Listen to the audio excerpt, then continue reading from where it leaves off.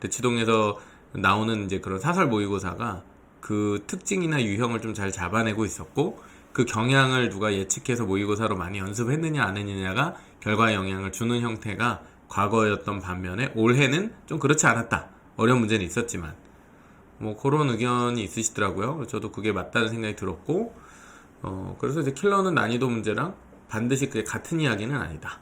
그 얘기는 맞는 얘기인 것 같습니다. 근데 문제는 여전히 어렵다. 자, 그럼 이제 오늘도 지난 시간에 이어서 이제 공부 얘기를 좀 같이 해보려고 하고요. 지난주에 제가 이제 공부력이라는 주제를 가지고서 얘기를 했었고, 그걸 가지고 겨울방학 계획을 세워보자. 우리 아이의 공부 역량을 진단하기. 그래서 공부 역량, 공부력, 공부법, 이거 되게 중요합니다. 수학을 잘하냐 뭐 이런 것만을 의미하는 게 아니라 공부 자체를 어떻게 대하고 있느냐, 그 다음에 공부하는 방법, 스킬도 확실히 필요합니다. 오늘은 그러면 그거를 어떻게 가르쳐야 되는지에 대한 얘기를 해보도록 하겠습니다. 공부력을 그러다 좀 테스트를 해봐야 될 것 같다. 그러면은 이제 학부모용이랑 학생용이 있어요. 학부모님도 우리 애들의 공부력을 좀 판단을 해보셔야 돼요. 이게 왜 그러냐면, 아이들이 자가 진단을 하면 그게 정보가 자기를 너무 부풀려 생각하거나 객관화가 안 돼 있을 경우가 있어서, 아이가 혼자 공부력 테스트한 걸로는 그 점수를 완전히 믿기가 좀 어렵고요. 집에서 혼자 하실 때는 학부모님이 같이 해보시면 되잖아요. 그러면 이제 리포트가 나옵니다. 그래서 학부모님이 해보시고 자녀분이 해보신 걸 서로 비교해보시면 좋아요. 공부력을 진단을 해보면 얘가 어느 정도 성적대가 나올지가 그려집니다. 그럼 내가 만약에 3 정도다. 그럼 이 친구는 일반적인 학교를 갔을 경우에는 하위권이 될 가능성이 높고, 하위권은 하위 3분의 1 정도, 그 다음에 4나 5가 나오면은 중위권 정도, 그러면은 중간그룹. 자, 중간그룹이라고 하면은 보통 4, 5, 6등급 뭐 이렇게 생각해 볼 수 있어요. 4, 5, 6등급. 그러니까 잘 나와야 한 4등급 정도. 6, 7 정도가 레벨이 나온다. 자, 여기서부터 이제 헷갈리시면 안 됩니다. 우리 등급은 숫자가 작을수록 좋은 건데, 공부력은 숫자 레벨이 클수록 좋은 거예요. 우리 애는 6, 7 정도 수준이다. 그러면은요, 일단은 조금은 안도하셔도 됩니다. 그러니까 흔히 말하는 이제 인서울 마지노선 3등급 대 이내로 들어갈 수 있는 기준이 중상위권이라고 보시면 되고요. 레벨 6이나 7 정도가. 그러니까 우리 애가 지금 중학생인데 레벨이 한 6 정도 나와. 그러면 우리 동네가 뭐 엄청 빡센 강남대치 지역이 아니고 일반고 중심으로 가는 그냥 평범한 학교 간다. 그럼 한 3등급 정도는 할 수 있겠구나라고 생각하셔도 돼요. 그런데 진짜 8이 됐다. 8 정도 수준이 됐다. 그럼 얘는 이제 2등급 이내가 되고, 혹은 2등급에서 1등급 사이 왔다 갔다 하는 친구가 될 수 있어요. 굉장히 상위권이겠죠? 애들이 레벨이 8 나왔대. 와, 너 대박이다. 내가 엄마가 해보니까 우리 애는 레벨이 5야. 근데 애가 자기 평가를 했더니 레벨이 8이야. 애는 이제 자기를 굉장히 높게 보는 거야. 우리 애가 이만큼 희망에 부풀어 있구나. 객관화가 안 되는구나. 이렇게 느끼시면 됩니다. 자, 일단 모든 학습의 코칭은 뭐냐면 그걸 실제로 실행하도록 옆에서 돕는 겁니다. 너무너무 중요한 게 역량을 진단하는 겁니다. 그럼 이 친구가 어느 수준인지를 정확히 알아야 돼요. 그러니까 국영수의 성적 수준이 아니라 공부 역량의 수준을 알아야, 그래야 어떤 거를 얘가 공부를 배워야 되는지, 공부 방법을 배워야 되는지, 배울 게 너무 많은데 그럼 그걸 어떻게 동시에 배우겠어요? 지금 집중해야 되는 것부터 배우기 시작하는 겁니다. 그러면 첫 번째는 이 친구 공부 역량을 진단해야 됩니다. 다시 말씀드리지만 링크 보내드렸으니까 그 링크를 좀 해보시면 돼요. 자, 그 두 번째는 공부 역량을 이제 그럼 내가 알았어. 그에 맞게 계획을 수립합니다. 이 계획 수립이 어떻게 해요? 레벨별로 다 다른 거예요. 우리 친구가 이제 쉽게 말하면 아직은 공부를 많이 안 해본 친구야. 그러면 어떻게 해요? 학원 숙제하는 계획을 잘 세워야 됩니다. 근데 우리 친구는 학원에서는 이미 더 이상 내줄 게 없대. 학원에서 오히려 공부량이 부족해. 학원에서 내주는 숙제로. 자기 공부가 필요한 거죠. 자, 그럼 학원을 또 다닐 수도 있겠고, 아니면은 스스로 공부하기 위해서 더 난이도 있는 자기 공부에 문제집을 산다든지 계획을 세울 수도 있을 겁니다. 자, 그런 게 계획 수립입니다. 그 다음에 계획 실행인데, 자, 실행은 항상 주 단위로 하시는 게 좋습니다. 물론 관리는 매일매일 데일리하게 하지만 요 사이클을 일주일 단위로 겪어보실 필요가 있습니다. 따라서 역량을 진단한 뒤에 계획을 수립하고 실행한 뒤에는 일주일 후에는 반드시 피드백을 하셔야 됩니다. 주 단위로 피드백 하셔야 돼요. 주 단위로. 1주간의 계획을 컨트롤할 수 있느냐. 요게 일단은 첫 번째 목표입니다. 1주간의 학습 계획, 실행, 평가까지를 수행할 수 있느냐. 그리고 그걸 근거로 다시 한번 역량을 진단할 수도 있는데, 뭐 이걸 너무 일주 단위는 너무 좀 바쁘겠죠. 그러면은 주 단위로는 계획 실행 평가, 계획 실행 평가 하시되 최소한 한 달에 한 번씩 역량 진단을 하면서 이 친구의 공부 역량 자체, 공부 스킬이나 노하우 자체가 발전하고 있는지를 봐주실 필요가 있겠습니다. 자, 그래서 진단이 되려면 뭐가? 일정한 평가가 또 필요하죠. 테스트가. 그래서 여기 있는 이제 제가 여기 보여드리는 요 실행 평가가 결국에 역량 진단의 근거가 되기도 하고, 아니면은 공부 계획을 수행하기 전에 오늘 제가 말씀드렸던 공부력 레벨 평가 자체가 역량 진단의 근거가 되기도 합니다. 공부 자아가 아직 형성되지 않은 친구들이 있어요. 그 나이가 어려서 형성이 안 될 수도 있고요. 아니면 자기 공부 목표가 아직은 없어서일 수도 있습니다. 자, 먼저 1단계 처음 시작하는 이 친구들은 자유인들이에요. 너무 자유로운 영혼이죠. 선생님 저희 애들도 자유인인데 이렇게 얘기하시는데 그게 아니고, 공부를 해야 하는 이유나 동기 자체가 형성되지 않거나 경우에 따라서 부모님이 어차피 저기에 크게 무게를 두고 계시지 않은 경우들도 있습니다. 예를 들면 예체능과 관련된 실기를 하는 쪽도 그럴 수 있고요. 아니면은 이 친구가 뭐 학교에 진학하는 꿈보다는 뭐 바로 장사를 하고 싶다든지 사업을 하고 싶다든지, 아니면은 뭐 자기는 어떤 작가가 되고 싶다든지와 같은 꿈을 갖고 있는 경우, 지금 우리가 이야기하고 있는 학습, 즉 입시와 관련된 입시 학습을 해야 될 동기를 현실적으로 마련하기 어려운 경우가 있습니다. 따라서 1번은 거꾸로 고민이 없어요. 왜요? 애초에 근본 목적 자체가 동의되지 않기 때문에 그렇습니다. 따라서 이거는 뭐가 문제점이라기보다는 방향이 다른 것으로 이해하시면 되고, 그에 맞게 겨울방학은 학습 계획을 세울 것이 아니라 저 친구가 자신의 인생을 살아갈 수 있는 나름의 이유와 동기를 발견할 수 있게, 뭐 여행을 갈 수도 있겠고요, 어디서 인턴을 할 수도 있겠고요, 아니면 롤모델을 만날 수도 있겠고요. 그러한 노력을 더 하실 필요가 있겠습니다. 자, 그러면 학습 동기는 갖추었다. 학습적인 동기를 그래도 갖는 학생이 되면 일단 2단계가 될 수 있습니다. 자, 근데 2단계의 첫 번째 깜깜이들.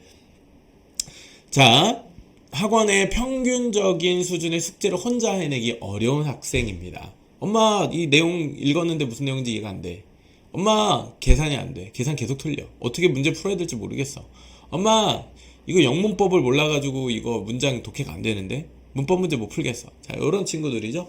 보통은 중학교나 고등학교 학습량을 기준해 볼 때 초등학교 5, 6학년 정도의 저런 경우 굉장히 많습니다. 따라서 어떤 부분이 잘하느냐의 기준이 아니라 펑크가 나 있는 부분이 혹시 있다면 기초 체력에 결손이 있다라고 판단하시면 되고, 그 부분을 메워야 합니다. 구멍이 난 걸 메워야 되는데, 국영수 중에 하나만 펑크가 나 있을 수도 있고 2개 이상일 수도 있는데 괜찮습니다. 근데 만약 저거라는 걸 알았다면 일단 그거부터 해결하셔야 됩니다. 자, 그리고 나서는, 자, 3번은 뭐예요? 3레벨을 지각생이라고 하는데요. 학원의 수업 내용을 따라가기가 벅차고 학교 수업 내용이 이해가 어려운 학생. 혼자서 공부하는 것이 없어서 부족해서 누군가 학원에 항상 의존해야 되는. 자, 이 친구들은 쉽게 말하면 2번이랑 뭐가 다르냐. 2번은 하고 싶어도 못하는 거예요. 그래서 2번 친구들한테는 학원 숙제를 하기 위해서 엄마나 과외 선생님이 필요한 상황입니다. 따라서 2번은 거꾸로 보면 학원이 잘 맞는다기보다는 개별 과외 교사가 필요할 수도 있겠죠. 혹은 그 친구를 위한 맞춤형 학습으로 그 친구 수준에 맞게 나이대보다는 좀 약하게 이 부분을 메워줄 수 있는 수업을 들어야 합니다. 그러니까 선행의 문제의식으로 보시면 여기는 안 맞아요. 다음에 3번은 그럼 어떤 학생이냐. 할 수는 있어, 얘가. 그런데 잘 안 해. 습관이 안 돼서. 이건 습관 문제입니다. 따라서 지구력이 부족하고 그걸 꾸준히 해내는 능력이 좀 부족한 친구들은요, 좀 무서운 학원에 가는 게 도움이 될 수 있습니다. 자, 이런 친구들은 예를 들면 관리형 학원, 예를 들면은 뭐 독재도 마찬가지지만은 숙제를 안 하면 집에 안 보내는 학원 같은 곳 있잖아요. 이 친구들은 그런데 다녀야 되겠죠. 왜? 안 하니까. 할 수는 있는데 안 하니까. 그래서 이 친구들은 관리가 빡세고 결국에는 자유를 많이 뺏겨야 돼요. 자유가 통제될 수밖에 없어요. 자물쇠반 이런 게 차라리 나. 왜? 그거 안 하면 숙제 안 하니까. 할 수는 있는데 안 하니까. 가둬놓고 야, 너 이거 다 끝내면 집에 빨리 갈 수 있어. 겨울방학 같은 경우에는 이런 친구들의 경우에는 그래서 단순히 양이 많다는 개념보다도, 아니 양이 많이 내줘도 애가 숙제를 해야 하잖아요. 근데 양은 많이 내주는데 관리가 없는 학원도 있거든요. 근데 이 친구들은 그래서 뭘 해야 되냐면은 무서운 선생님, 관리가 빡센 학원에 가서 앉아 있어야 돼요. 왜? 그래야 학습량을 채울 수 있기 때문에. 이해되시죠? 따라서 지구력 훈련, 엉덩이 힘, 이렇게 앉아있는 힘, 요거 자체가 훈련이 안 된 경우들은 3번이고, 이 친구들은 그거만 열심히 연습하면 됩니다. 그래서 이 친구들은 일단은 하려면 할 수는 있다. 요게 좀 차이다. 이렇게 이제 봅니다. 다음에 4번 친구들은 학원에서는 그래도 성실맨. 3번, 2번은 학원에서 걱정합니다. 자, 2번은요, 보통 학원이 가면은 어떻게 되냐면은, 이 친구는 들어갈 반이 없습니다. 라든지, 아니면 학원에서 별로 반겨하지 않아요. 왜? 이 친구는 학원 수업을 따라가기가 힘들고, 나머지 공부를 시켜야 될 친구라는 걸 알기 때문에 그렇습니다. 그러니까 이 친구는 학원에서 받아주면 고마운 거죠. 땡큐인 거죠. 근데 3번들은 학원이 아주 좀 이렇게 그 관리가 빡센 학원의 경우에는 아주 주 메인 타겟 고객이에요. 무슨 얘기예요? 막 한 하루에 막 10시간씩 학원 가서 앉아 있어야 되는 애들 있잖아요. 그러니까 참 집안에서 어떻게 수습이 안 되고, 그러니까 그런 애들을 보통 이제 학원에서 뭐 특히 요즘 수학 학원이나 이런 곳이 막 하루 10시간 공부, 자습까지 포함해서 거의 그냥 데리고 있어 주시는 거죠. 그래서 숙제 다 할 때까지 봐주는, 숙제 봐주는 학원. 이게 3번입니다. 숙제 봐주는 학원에 가야 돼요. 그러니까 그런 코스를 찾으셔야 돼요. 그러니까 예를 들면 숙제를 했는지 안 했는지를 점검해주는, 그러니까 그런 학원은 결국에는 저런 친구들을 타겟하는 학원이에요. 그러니까 공부 잘하는 애들이 아니라 공부를 안 하는 애들을 타겟하는 학원이죠. 그래서 그런 가두리 반, 자물쇠 반, 친구 따라가는 반, 뭐 그런 애들이 이제 그러면 우리 애가 3번에 해당한다 그러면 겨울방에 그런 학원을 꼭 고르셔야 됩니다. 4번은요, 일단 학원에서 내준 걸 지가 해가요. 요게 일단 가장 큰 차이입니다. 그러니까 실력도 되고 의지도 되는 거죠. 학원에서 내주는 것만큼은 소화를 한다. 소화를 해요. 그러니까 어느 정도 기본 체력도 돼 있고, 학원에서는 선생님, 어머님, 이 친구는 우리 학원에서는 상위 레벨 반이에요. 잘하는 애들 반이에요. 이 친구는 저희가 걱정 안 하셔도 돼요. 학원에서 그랬어. 그 4예요, 4. 그러니까 제가 전에 그런 얘기도 좀 들었었어요. 어떤 분이 다니는 학원에서 자꾸 잘한다고 한다는 거예요. 근데 불안하시대. 얘가 진짜 잘하는 건지 고민해 보실 수 있죠. 조 얘기예요. 학원은요, 요 위는 몰라요. 자, 이거 되게 중요한 포인트입니다. 공부력 레벨로 5 이상의 친구는 학원에서 구별하기가 어려워요. 학원도 성적표 받아봐야 알아요. 오히려 학원에서 어머님 이상한데요? 우리 친구 숙제도 너무 잘해오고 굉장히 성실하고 지각도 안 하는데 근데 왜 성적이 요거 이상 안 나오는지 모르겠네요. 머리가 나쁜 건가? 이렇게 얘기가 흘러요. 그래서 이 친구들은 그 책임감을 장착하면서 이제 사실은 이제 학원 숙제를 잘 해나가는데, 자, 근데 여기서 이제 한계가 있는데, 이제 또 한 가지가 저 이제 공부량이 부족하다는 생각을 하지 못한다는 게 뭐냐면, 학원에서 내주는 숙제 이외에 자기한테 공부량이 더 있어야 된다는 문제의식이 일단 없어요. 학원에서 내준 걸 내가 다 했어 라고 하는데 일단 만족하는 경우가 일단 첫 번째 문제점이고요. 두 번째는 학원에서 내준 숙제를 제가 또 이제 겪어보면, 상담을 해보면 저 친구들 어떤 특징이 있냐면, 학원에서 내준 숙제를 진짜 복습해서 알 때까지 공부하지는 않아요. 그러니까 뭐냐면 한번 풀어가는 것까지가 숙제이기 때문에 풀어서 내긴 하는데, 잘 생각해보자고요. 학원 숙제는 왜 하는 거예요? 자기 자신 위해서 하잖아요. 그죠? 자, 근데 학원 숙제를 다 했어. 그럼 이 친구한테 너 그러면 그 내용들 가지고서 다시 공부해서 학원 숙제 중에 틀렸거나 네가 잘 모르는 것들 복습했니? 이렇게 물어보면은 거의 안 나와요. 따라서 학원이 내준 것까지만, 학원 선생님한테 사랑받고 인정받을 수 있는 부분까지는 열심히 하는데 거기서 뭔가를 배울 생각이 잘 없어요. 되게 약간 수동적인 스탠스를 크게 벗어나지 못하는 거죠. 4번도 꽤 많을 거라고 봅니다. 자, 요런 친구들은 일단은 첫 번째는요, 양 많이 내주는 학원이 도움이 돼요. 왜냐하면 얘네들 양을 많이 내주는 학원에 가면 그만큼 하니까.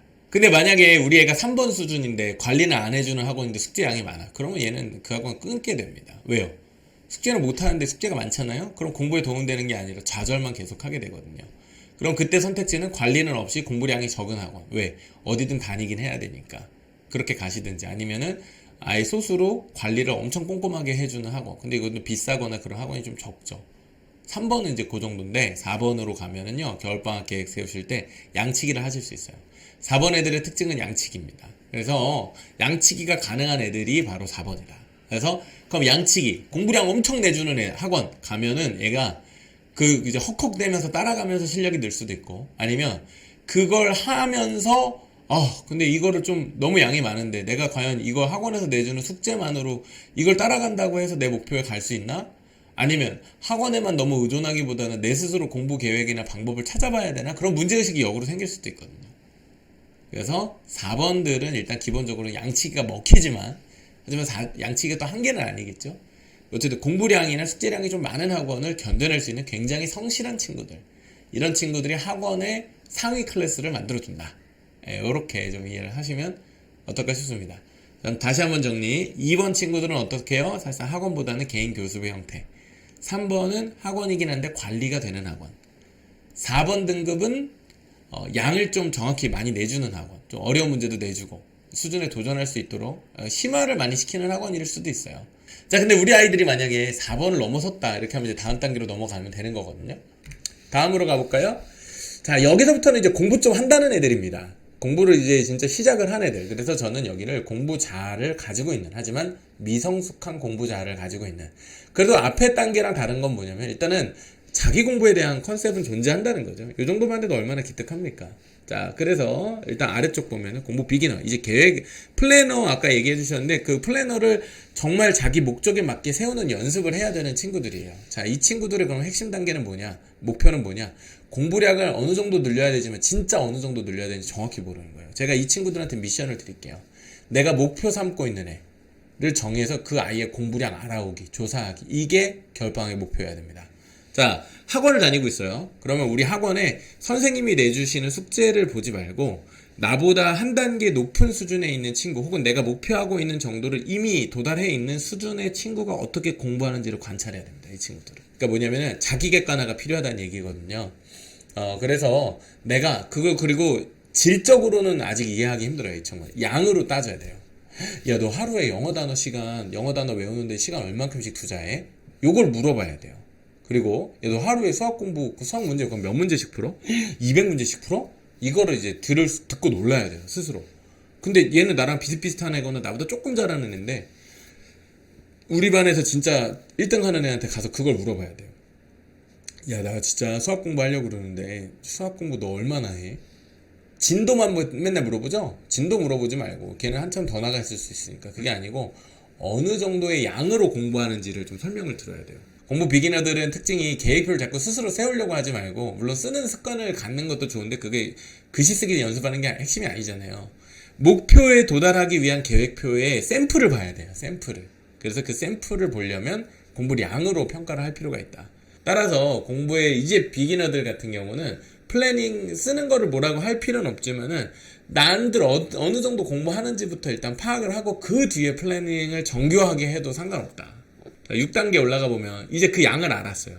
근데 그거를 내 현실, 내가 가지고 있는 시간과 내 역량, 내가 수학 문제 풀 때 시간이 얼마나 걸리는지, 나라는 조건을 대입합니다. 즉 남들이 어느 정도 하는지를 파악하는 게 O라면, 그러면 내 수준이 지금 얼마 정도 되는지를 함께 매칭해 보는 거예요. 공부량의 목표는 똑같았어. 일주일에 수학 문제집 30페이지 풀기. 근데 우리 반 1등 하는 친구는 그거를 하루에 3시간씩만 써가지고 해냈는데 나는 해보니까 난 5시간 걸리네. 그럼 이제 둘 중에 하나죠. 목표를 줄이거나 내가 공부 시간을 늘리거나 아니면 똑같은 시간을 하더라도 공부 효율을 높이거나 뭐 이런 이제 노력을 해야 되는데, 그걸 하는 단계가 공부 계획하는 플래너입니다.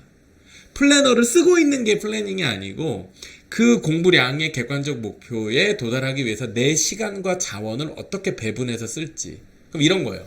나는 요즘 수학을 해야 되는데 영어학원 숙제가 너무 많아서 영어학원 숙제를 하느라 수학 공부할 수 있는 시간 확보가 어렵다. 이렇게 공부를 해서는 수학 공부 실력을 향상시키기가 어려우니 그럼 내가 원래 좀 잘하는 영어는 냅두고 수학을 좀 더 하겠다. 이렇게 한다든지요. 아니면 독서를 해야겠어. 책을 읽어야 되는데 내가 책을 집중해서 읽는 시간 대비 책 한 권을 읽는데 일주일에 한 3시간 정도가 필요한데 그 시간을 따로 옛날에 안 바빴을 때, 학원 안 다녔을 때는 그냥 쉬며 그냥 읽어도 충분히 읽었는데 일주일에 한 권씩, 학원을 다니니까 숙제가 너무 많아져서 그거 다 해치우느라 책 읽을 시간이 확보가 안 되네. 자, 그러면은 내가 이제부터는 책 읽는 시간도 정해놓고 읽어야겠다.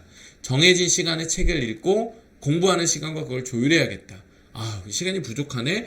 이런 생각 정도를 하는 친구들이 플래너입니다. 저 친구들은 겨울방학에 플래너 세우는 연습을 해야 돼요. 제가 관련해서 오늘은 공부 PT만 홍보를 링크를 공부력 링크만 드렸는데, 제가 그 공부 일기라고 해서 그게 있거든요.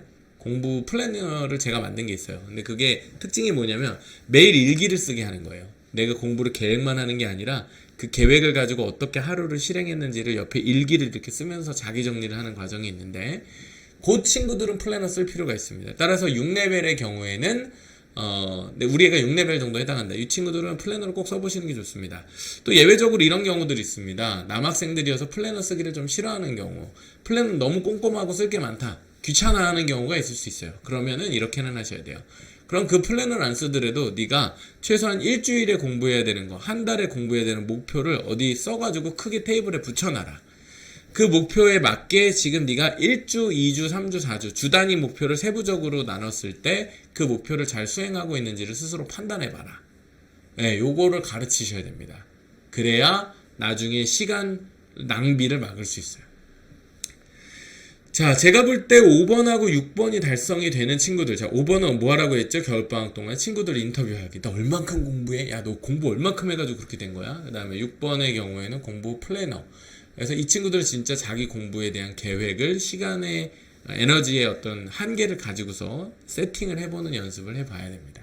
7번 공부 모범생. 자, 이 친구들은 이미 계획도 다 세워요. 그럼 그 친구 뭐만 하고 있겠어요? 실행만 하고 있겠죠.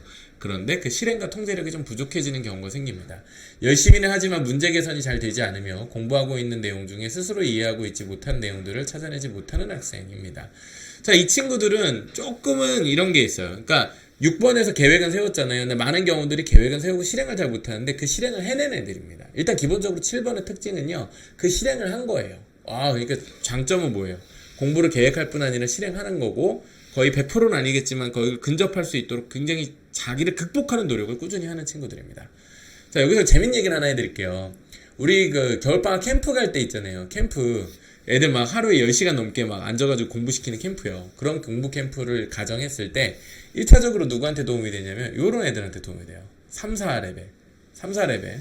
그런데 의외로 물론 도움이 안 되는 건 아니지만 이 5, 6인 애들은 캠프에서는 좀 한계가 있는 게, 얘네들은 좀 누가 코칭해줘야 돼요. 공부하는 방법을. 자, 남들이 어느 정도 하는지 자기 객관화, 그리고 그것을 어떻게 계획하고 실행하는지 코칭이 필요해요. 이런 친구들은 코칭이 필요해요.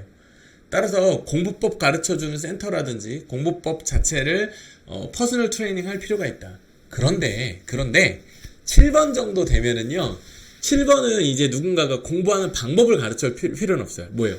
실행과 의지, 자기 극복의 단계가 남았거든요. 그래서 쉽게 얘기하면 이 얘기를 하고 싶었어요.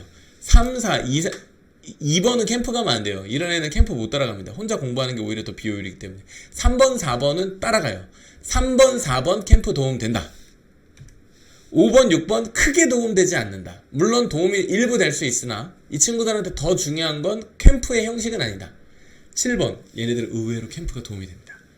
그럼 캠프에서 되게 얻고 오는 애가 두 가지 부류가 있다는 거죠. 첫 번째, 자기 공부가 전혀 안 되는 애들, 혼자서는 안 하는 애들, 걔를 끼고서 공부시키는 게 캠프의 목적이 하나가 있고요. 하위권, 중하위권에서는. 근데 중상위권 중에서 이런 애들, 이미 공부하는 방법 다 깨우쳤어. 정말 스스로 버티고 싶은데 옆에서 으쌰으쌰 하는 분위기가 도움이 돼. 그래서 중상위권을 상위권으로 도약할 수 있는 친구들도 캠프가 도움이 될 수 있습니다. 이 친구들 실행력을 강력하게 펌핑해주는 그 부분일 수 있다. 그런 지점 얘기를 드리고요.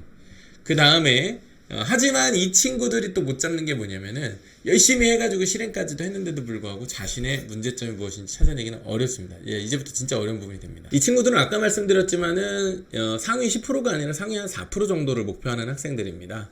거꾸로 이 능력을 지금 탑재하고 있다면 상위 4% 정도가 되는 학생이죠. 그러면 아까서 7번 정도라고 하면 몇 프로일까? 상위 10%. 상위 10%, 그러니까 한 2등급 이내니까 2.0, 2.1, 2.2, 2.3, 2.4, 2.5, 2.6, 2.7, 2.8, 2.9까지는 저 7 정도를 목표하면은 7 정도 수준이 나오면은 고등학교 가서 3등급 정도 이내로 들어갈 수 있어요. 그런데 8은요, 그것보다도 전교권에 들어갈 수 있는, 반에서 1, 2등을 분명히 할 수 있을 정도의 능력을 갖추게 됩니다. 앞에서 본 7, 8번을 6, 7번을 한 친구들은요. 근데 이 친구들은 그러니까 실행까지 완벽하게 해내는 거예요. 그러니까 계획 세우고 실행하고 자기 평가하고 이 훈련이 돼 있는 거죠. 그래서 2단계부터는 사실은 코칭이나 어떤 캠프 자체가 도움이 크게 안 됩니다. 이 친구는 그때부터 이제 거꾸로 뭐가 되냐면 나한테 필요한 걸 취사 선택해요. 예를 들면 이런 거죠. 공부 잘하는 애들 중에 엄마 나 학원에 가서 강의 들을 시간은 없는데 그 학원 강의 자료는 필요하니까 등록하고 강의 자료만 받게 해주세요. 엄마가 강의 좀 갖다 주세요. 그런 얘기를 해, 그런 애들이 있어요. 그래서 실제로 등록을 하고 모의고사나 내신 준비 자료는 받는데 학원은 안 다녀. 강의 시간을, 내 시간이 지금 아까워. 공부를 해야 되니까. 요 정도 수준 애들은 자기한테 부족한 게 딱 뭔지를 알고, 그거만, 엄마, 내가 수학이, 딴 건 다 필요 없는데, 딱 요 부분을 지금 과외를 내가 받아야 돼. 요거 잘할 수 있는 과외 선생님 나 찾아다 줘. 그런 얘기를 합니다. 아, 기특한 거죠. 대단한 거죠. 자, 이 친구들은 실행력, 계획력, 현실감 다 있어요. 스스로 평가까지도 됩니다. 근데 이 친구들이 이제 결국에는 조금 약한 게 뭐냐면은, 이 장인 정신. 그러니까 뭐냐면 2% 부족한 걸 스스로 채워내는 그 부분인데 그 자기가 2%가 대체 어느 부분이 부족한지 찾기가 되게 어려워. 그래서 메타인지가 필요한 거예요. 왜?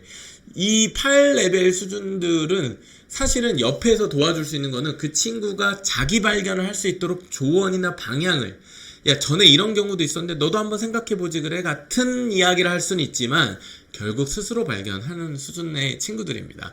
자, 그래서 이런 친구들 경우에는 그래서 이미 알아요. 그런데 그걸 완벽할 때까지 집중하지는 못해서 2등급이 되는 경우가 있습니다. 따라서 이 친구들은 어떤 완성도, 마지막까지의 점검이라든지 그런 철저함, 나는 이미 이해하고 있고 외웠다고 생각하지만 그래도 혹시나 모르는 불안감 때문에 외운 것을 또 확인하고 또 확인하고 또 확인하는 그런 친구들, 아주 지독하죠. 네, 이런 친구들이 이런 능력이 아직은 조금 부족한 친구들이 이제 레벨 8 정도입니다. 자, 그럼 이 친구들은 겨울방학에 뭘 해야 될까요? 사실 뭐 해주실 필요는 없습니다. 다만 그 2% 부족한 것이 무엇인지를 스스로 생각할 수 있게끔 옆에서 자극을 해주는 누군가가 필요할 수 있습니다. 그런 코치가 붙어서 이제 자극을 주는 거죠. 예를 들면 스카이 멘토를 만나요. 그러니까 예를 들면 나는 스카이 갈 정도는 돼. 우리 반에서 2등급은 해. 근데 1등급은 도저히 못 올라가겠어. 그랬는데 예를 들면 서울 의대를 다니고 있는 우리 졸업생 선배 형아가 과외로 만났는데 수학 공부를 하다가 우연히 멈추고, 야 근데 너 어떻게 공부하니? 얘기를 했어. 그랬더니 형 제가 공부 이렇게 하고 있고 요새 수학을 열심히 해서 막 공부 시간 엄청 늘렸는데 이게 좀 개선이 안 돼서 어떻게 해야 될지 모르겠어요. 이렇게 되는 거야. 그랬더니 얘기를 이렇게 쭉 듣더니 너 너무 쉬운 문제만 풀고 있는데? 띵! 왜요? 쉬운 문제 풀면 안 돼요? 너 지금 계속 틀리는 게 지금 응용돼서 서술형 평가 고난이도 문제잖아. 그럼 블랙라벨이든 뭐 좀 어려운 걸 풀어야지. 너 맨날 쌤만 하고 있어가지고 이게 쉬운 것만 해서 자꾸 틀리는 거야. 너 내신 문제 가져와봐. 내신 문제 딱 봤더니 맞네. 이거 이 정도 나오면은 다 블랙라벨에는 다 이런 문제 나와. 블랙라벨이란 문제집이 있었어요? 그거 이제 해야 돼요? 이런 이제 그 통찰을 통해서 내가 놓치고 있었던, 나는 모르고 있었지만 근데 이걸 이제 스스로 발견할 수도 있고, 아니면 이런 인사이트가 주변에 들어와서 그러더니 이제 그런 애들은 그거 알려주기만 하면 그냥 그 다음에 쥐가 알아서 하거든요. 이 친구들은 이제 거의 끝판왕들입니다. 그러니까 사실은 이 정도 수준을 지금 우리 집에 있는 그 귀여운 아이들한테 그대로 대입하시면 안 돼요. 예, 지금 기초가 안 돼 있는데 이걸 갑자기 얘기하라고 하면 좀 너무 힘들고요. 자, 그 다음에 마지막에 있는 공부 마스터는 그것마저 이미 극복을 해버린 경우들입니다. 이 친구들이 압도적으로 1등을 하고 있는 경우겠죠. 자, 이 친구들은 이미 어떤 상태? 공부에 몰입해 있는 상태, 공부 자체가 즐거운 상태, 혹은 공부 자체의 효율이 극대화되어 있는 상태입니다. 물론 이 친구들한테 그런 건 있어요. 방심하면 안 됩니다. 왜요? 원숭이도 앞에 떨어지니까. 따라서 이 친구는 이미 학교 내, 교내, 자기 주변의 경쟁자들이 눈에 보이지 않기 때문에 전국 단위, 특히나 대학 입시로 놓고 본다면 그 보통 학과에서 뭐 적게 뽑으면 30명, 많이 뽑으면 100명 정도 뽑는데 전국에서 모여든 학생들 중에 내 경쟁자가 있을 것이다 라는 생각을 가지고서 되게 높은 수준의 학습 동기를 계속 부여받아야 됩니다. 요렇게. 그러면은 저런 친구들은 이제 그런 거죠. 저 친구들도 예를 들면은, 근데 아까 8번은 예를 들면 스카이나 의대 코치를 만나면 공부하는 방법에 있어서의 부족한 걸 좀 지적받는다고 했잖아요. 9번은 그게 아니고, 야 너 할 수 있어. 나도 그렇게 했었어. 너 그리고 그 목표를 흔들리면 안 된다. 이런 동기부여의 관점에서 최고의 그 멘토 수준의 친구들을 만나면 이 친구들은 또 베네핏이 있어요. 왜냐하면 이 친구들이 나이만 고3일 뿐이지, 예를 들면 자 보세요. 레벨 9 정도 된 학생이에요. 전교 1등이에요. 이 친구가 예를 들어서 한 중위권 정도 대학의 멘토를 만나서 수학 과외를 받는다고 생각을 해보세요. 사실 공부력 수준은 자기가 더 높은 거예요. 그러니까 여기서 인사이트가 오지 않아요. 그래서 이 친구는 그래서 정말 그 탑을 찍어봤던 사람으로부터, 물론 그게 아닌 경우도 충분히 배울 게 있겠지만은, 제가 말씀드린 포인트는 자기를 상회했거나 그 수준에 이미 도달했던 사람의 말을 통해서 동기부여를 받아야 되는 그런 친구들이기 때문에, 그걸 옆에서 동기부여가 그 불꽃이 식지 않고 실수가 없도록 얘기를 해주시면 됩니다. 자, 정리를 해보면 저희가 이제 쭉 보여드렸는데, 요거로 한번 잠깐 보세요. 자, 여기 관리 그룹이라고 했는데, 이거 제가 진짜 내부 정보 너무 많이 알려드리는 건데, 저는 이거 코칭을 달리 합니다. 자, 먼저 이 아래쪽에 아직 공부자가 안 생긴 친구들은 G4 그룹에 해당하고요.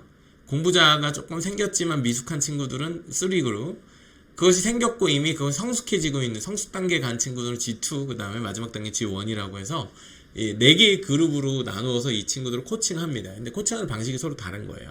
이걸 집에서 하셔야 되는 거예요. 우리 애가 해당되는 거에 따라서 학습 방법이나 코칭 방식이 달라져야 된다. 그럼 정리해 보겠습니다. 먼저 첫 번째, 네 번째. 가장 아래쪽에 있는 애들, 얘네는 캠프 가야 돼요. 왜요? 캠프 안 가면 공부 안 하니까.